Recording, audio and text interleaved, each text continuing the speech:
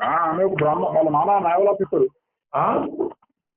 Naval officer, అదే navy officer. Navy officer వాళ్ళ నాన్న. అంటే ఇక్కడ విశాఖపట్నం, అంటే తెనాలిలో పుట్టింది, విశాఖపట్నం వెళ్ళిరు, విశాఖపట్నం చదువుకుంది, అక్కడ నుంచి ముంబై వెళ్ళింది, ముంబై షిఫ్ట్ అయిపోయింది. వాళ్ళ నాన్న అక్కడ హై ప్రొఫైల్ ఇది బ్రాహ్మణులు వీళ్ళు. ఓరి నీ దుంపదగా.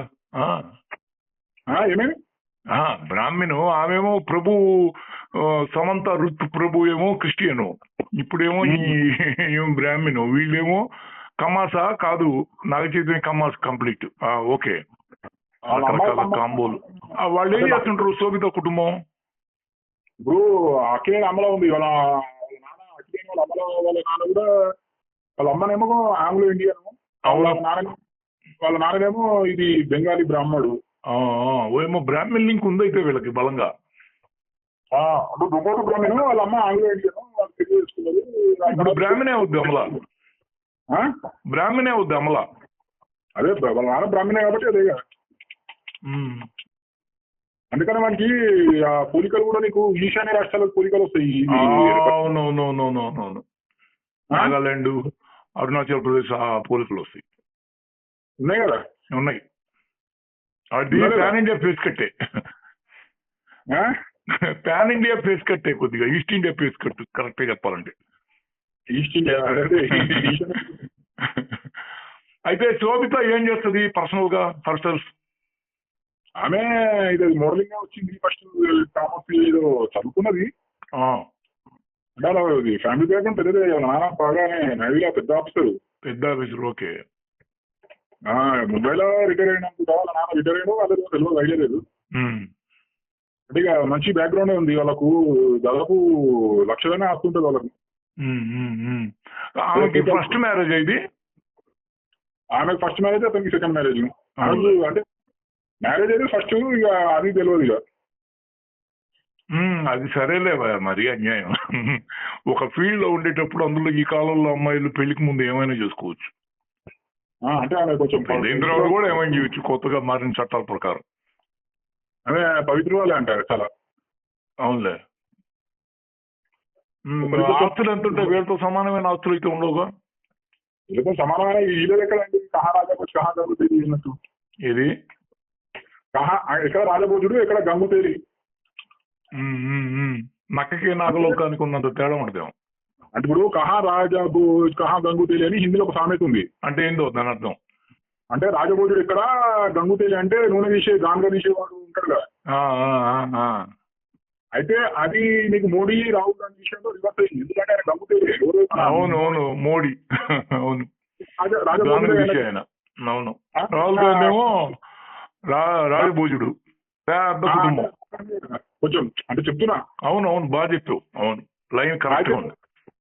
అంటే అది కహా రాజాభోజ్ కహా గంగుతేలి అంటారు కదా, అది ఇద్దరు విషయంలో రివర్స్ అయింది, కరెక్ట్ అయింది అని చెప్తున్నా. అవునవును. ఇప్పుడు శోభిత వచ్చి గానుగు తీసే క్యారెక్టరా?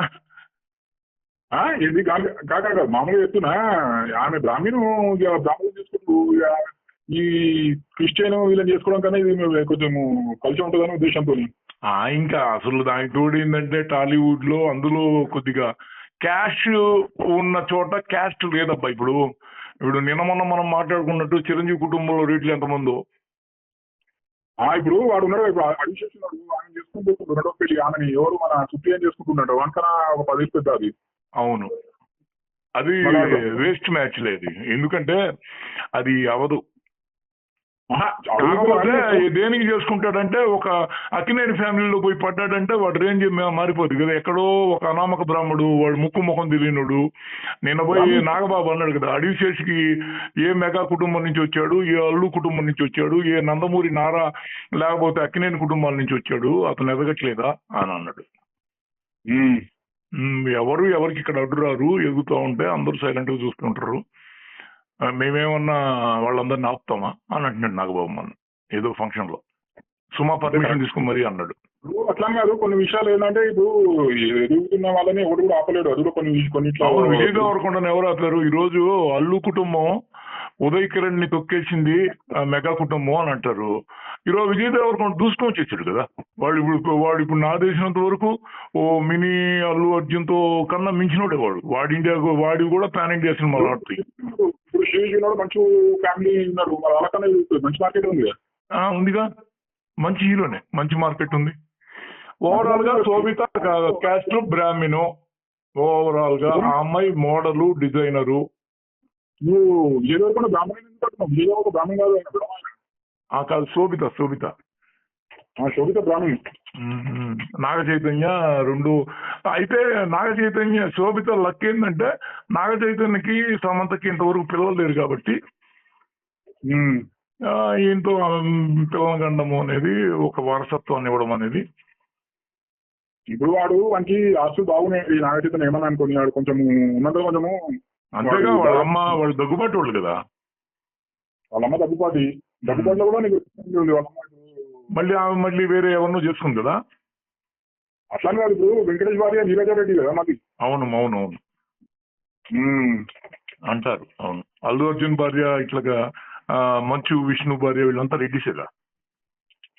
అంటే ఇక మీరు క్యాష్ ఉన్న చోట క్యాష్ పనికిరాదు. అంటే ఏంటంటే వీళ్ళు ఏంటంటే కొంచెం హై ప్రొఫైల్ ఏంటంటే అగ్రకులు వస్తుంటే వీళ్ళు కొంచెం అంత పట్టించుకోడు.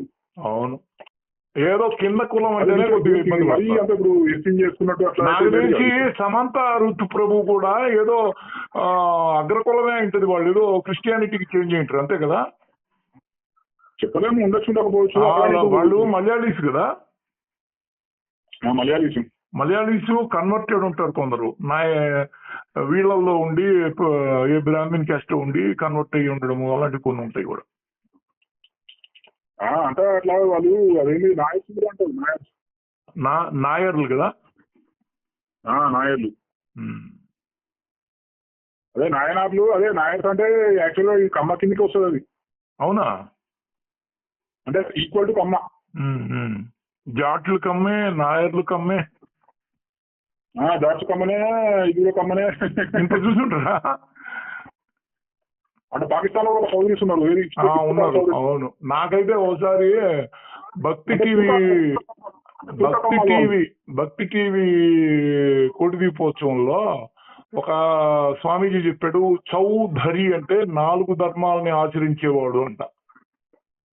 అంటే అంటే ఇది అంటే అంటే ధర్మాలు ధరించే అదే 4 ధర్మాలు ధరించిన వాడు చౌధరి అవుతాడు అని. ఒక రకంగా చెప్పాలంటే వాళ్ళే కదా పెద్ద కప్పులు. గుడులు, గోపురాలు, నియమాలు, నిష్ఠలు ఇవన్నీ వాళ్ళ ద్వారా, రెడ్లు కమ్మల ద్వారానే జరిగేది బ్రాహ్మణ ఆధ్వర్యంలో. ఆ 3 కులాలు ఒకటే అండి, వాళ్ళు విడిపోయారు. ఆ 3 కులాలు ఒకటే. అవును, కమ్మ, కాపు, రెడ్డి ఒకటే. ఆయన ఎవరు చారిత్రక నవల చక్రవర్తి ముదిగొండ శివప్రసాద్ చెప్పాడు. రెడ్డి 3 ఒకటే కులాలు. అవును, చారిత్రక నవల చక్రవర్తి ముదిగొండ శివప్రసాద్ చెప్పాడు ఈ మాట. ఎవరో ఒక ఆయన ఉన్నాడు కదా.